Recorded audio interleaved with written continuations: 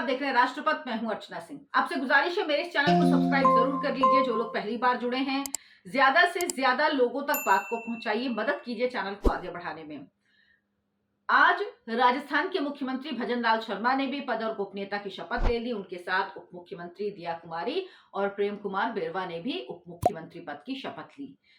और इसके पहले मध्य प्रदेश और छत्तीसगढ़ में मुख्यमंत्री शपथ ले चुके हैं। मध्य प्रदेश में डॉक्टर मोहन यादव और छत्तीसगढ़ में विष्णुदेव साय, ये दोनों शपथ ले चुके हैं। उप मुख्यमंत्री भी शपथ ले चुके हैं, यानी अब तीनों प्रदेश में सरकारों ने काम करना शुरू कर दिया है।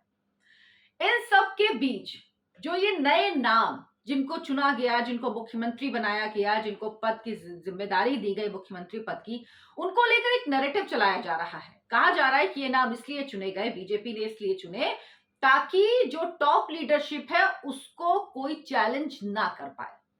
मतलब ये कहने की कोशिश की जा रही कि अगर शिवराज सिंह चौहान होते, रमन सिंह होते, वसुंधरा राजे सिंधिया होती, तो वो टॉप लीडरशिप को चैलेंज करते। इसीलिए नई लीडरशिप अननोन लोगों को लेकर आया गया। ऐसे व्यक्ति को लेकर आया गया जो पहली बार विधायक बना है, जो राजस्थान के मुख्यमंत्री भजन लाल शर्मा, वो पहली बार विधायक बने। मतलब क्रेडिट नहीं दे रहे कि वो किस तरह से संगठन का काम करते थे। कई कई दिन घर नहीं जाते थे।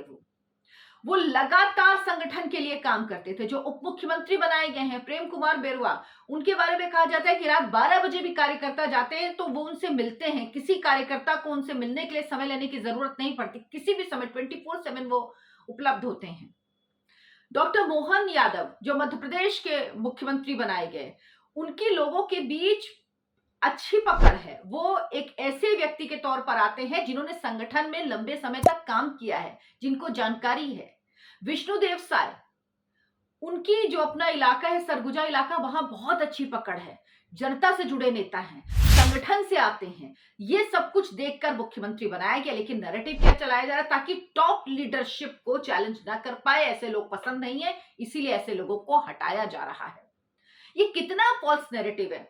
अच्छा लीडर कौन होता है जो ये पहचान पाए कि कौन सा नेता है, किसको आगे बढ़ाना चाहिए। ग्रूम करने की जिम्मेदारी किसकी होती है?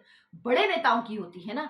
जो विजनरी नेता होते हैं उनकी होती है कि अपनी पार्टी की सेकंड लाइन लीडरशिप को आप पॉलिश करें, उसको ग्रो करने का मौका दें। अब मौका देंगे तभी पता लगेगा ना। नरेंद्र मोदी जो आज देश के प्रधानमंत्री हैं, जो बीजेपी के सबसे बड़े नेता, लंबी फेहरिस्त है बीजेपी के नेताओं की जिनको कोई नहीं जानता था, उठा के मुख्यमंत्री बना दिया गया। लेकिन मैं सिर्फ आज चर्चा करूंगी नरेंद्र मोदी की। नरेंद्र मोदी को जब गुजरात का मुख्यमंत्री बनाया गया तो उन्होंने कभी कोई चुनाव ही नहीं लड़ा था। आप विधानसभा तो छोड़ दीजिए, उन्होंने तो ग्राम पंचायत का चुनाव भी नहीं लड़ा था। उनको तो प्रशासनिक अनुभव शून्य था। लेकिन लाल कृष्ण आडवाणी ने उनको देखा, उनको बनाया, उनको भेजा। और उसके बाद क्या हुआ? आज वो बीजेपी के सबसे मजबूत नेता हैं। वो नेता जो अपने दम पर पार्टी को जिताकर ला सकता है। वो नेता जो जब मुख्यमंत्री बना था तो उसके पास कोई जमीनी आधार, ये कह लीजिए, उसने कहीं खुद को साबित नहीं किया था एक भी चुनाव जीतकर। लेकिन लालकृष्ण आडवाणी विजनरी नेता, उनको समझ में आता था कि कौन है, कौन लोगों के बीच जा सकता है, कौन काम कर सकता है, किसमें प्रशासनिक क्षमता है, भले ही अभी तक अवसर ना मिला हो। वो फैसला सही साबित हुआ। उसके बाद नरेंद्र मोदी के कार्यकाल में लंबी फेहरिस्त है।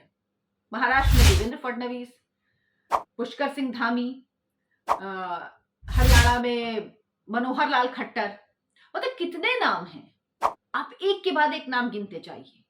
और जब वसुंधरा राजे सिंधिया को राजस्थान की कमान सौंपी गई थी, उस समय नरेंद्र मोदी नहीं थे। उस वक्त क्या वो बड़ी नेता थी?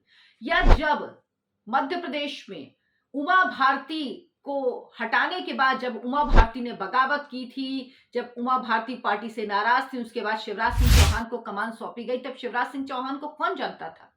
शिवराज सिंह चौहान को कौन सी प्रशासनिक अनुभव था? उनको भी कोई प्रशासनिक अनुभव नहीं था। लेकिन तब भी लालकृष्ण आडवाणी ने उनको भेजा, उनको बनाया, उनको दिखा था कि यह वो व्यक्ति है जो अगले 10 साल तक काम कर सकता है पार्टी के लिए। सरकार में अगर जाएगा तो पार्टी आगे बढ़ेगी। और देखिए, तकरीबन 18 साल, 2003 से 2023 20 साल है, तो तकरीबन आप लगा लीजिए कि 18 साल तो वो रहे, 1.5 साल अगर बीच का निकाल दीजिए, तकरीबन 17.5-18 साल वो मुख्यमंत्री रहे और उन्होंने बेहतरीन काम किया। रमन सिंह, जब वो केंद्र से राज्य में भेजे गए छत्तीसगढ़ में, तो क्या कभी उन्होंने सोचा था कि वो 15 साल मुख्यमंत्री रहेंगे? लेकिन रहे। उनको कौन सा प्रशासनिक अनुभव था उस वक्त, लेकिन उन्होंने किया काम, बेहतर काम किया। तो इसीलिए ये कहना, और नरेंद्र मोदी जैसे नेता को कौन चुनौती देगा? चुनौती कांग्रेस में दी जाती है दरअसल, जहां पर सेंटर लीडरशिप के पास इतनी कैपेबिलिटी नहीं होती कि वो, बाकी तो छोड़ दीजिए, अपनी ही सीट जीत पाए। राहुल गांधी अपनी सीट हार जाते हैं। कांग्रेस की स्थिति ये क्यों है? क्यों गहलोत वर्सेस सचिन पायलट होता है? क्यों बघेल वर्सेस टीएस सिंहदेव होता है? क्यों डीके शिव कुमार वर्सेस सिद्धरमैया होता है? क्यों होता है? उसकी वजह है सेंट्रल लीडरशिप के पास पावर नहीं है। और नेता वो होता है जो अपने दम पर खुद तो जीतता है, अपनी पार्टी के नेताओं को वोट दिलवाता है। वो कुवत नरेंद्र मोदी में है। इन तीनों प्रदेश में जब चुनाव हुए, राजस्थान, मध्य प्रदेश और छत्तीसगढ़ में बिना किसी चेहरे के चुनाव लड़ा गया। नरेंद्र मोदी के नाम पर चुनाव लड़ा गया। मध्य प्रदेश में शिवराज सिंह चौहान के मुख्यमंत्री होते हुए नरेंद्र मोदी के चेहरे पर चुनाव लड़ा गया।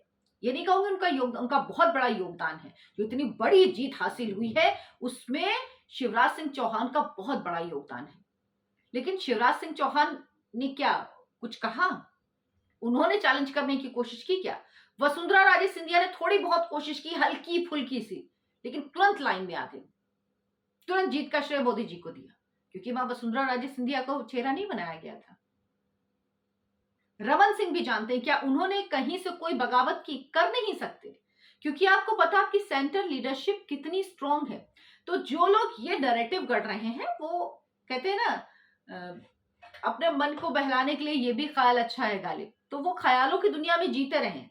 लेकिन ये ध्यान रखें कि ये नैरेटिव जो चलाया जा रहा है कि सेंट्रल लीडरशिप को जो चुनौती ना दे पाए, ऐसे नेताओं को चुना गया है तीनों प्रदेश में।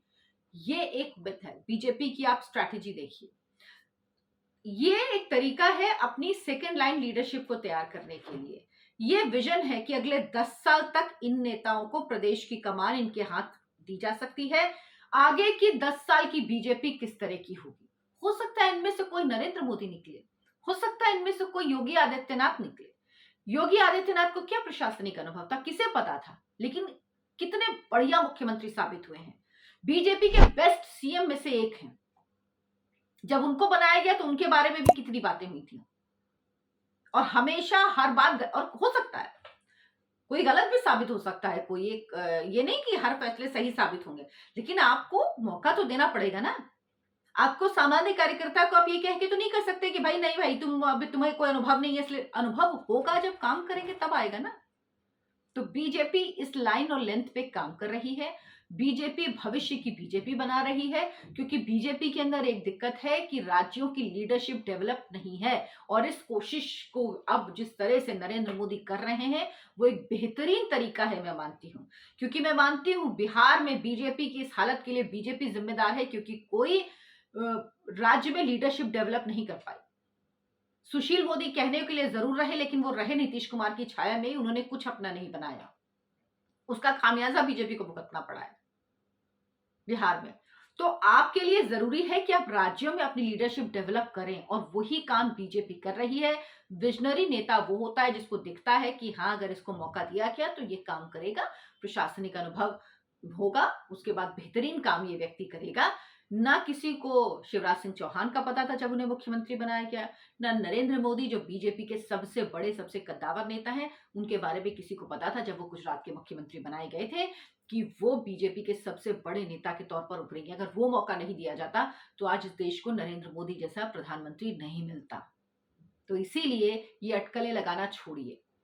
ये अलग तरह की राजनीति है, ये नरेंद्र मोदी की राजनीति है। ये समझ पाना सबके बस की बात नहीं है। आपको बहुत क्लोजली इसके लिए बीजेपी की जो स्टाइल ऑफ फंक्शनिंग है, और मैं जिस बीजेपी की बात कर रही हूँ, नरेंद्र मोदी अमित शाह की बीजेपी की बात कर रही हूँ, मैं पुरानी बीजेपी की बात नहीं कर रही हूँ। उसका स्टाइल ऑफ फंक्शनिंग क्या है? नरेंद्र मोदी दूसरे पंक्ति के नेता, नरेंद्र मोदी और योगी आदित्यनाथ को लेकर कितनी बातें कही गई, कितनी चीजें कही गई, लेकिन दूसरे टर्म में भी उन्हें मुख्यमंत्री बनाया गया, उनके चेहरे पे यूपी में चुनाव लड़ा गया। बेहतरीन काम कर रहे हैं वो। नई लीडरशिप को आपको मौका देना होगा ना, नई लीडरशिप को आपको सामने लाना होगा ना, आपको ग्रूम करना होगा ना। क्योंकि आगे 10 साल 15 साल के लिए आप सोच रहे हैं। बीजेपी वो पार्टी नहीं जो आज के लिए सोचे। और बीजेपी की टॉप लीडरशिप नरेंद्र मोदी, अमित शाह को चैलेंज करने के लिए कोई नहीं है, क्योंकि वो नेता हैं जो अपने दम पर चुनाव जिताने का मादा रखते हैं। इसीलिए भूल जाइए, चुनौती उन नेताओं को दी जाती है जिनके पास एक वोट जेब में नहीं होता किसी को दिलाने के लिए, और वो स्थिति कांग्रेस की है। कांग्रेस और बीजेपी में बेसिक ये फर्क है, इसको समझिए। मेरे इस वीडियो को लाइक करें, शेयर करें और चैनल को सब्सक्राइब जरूर कर लें। नमस्कार।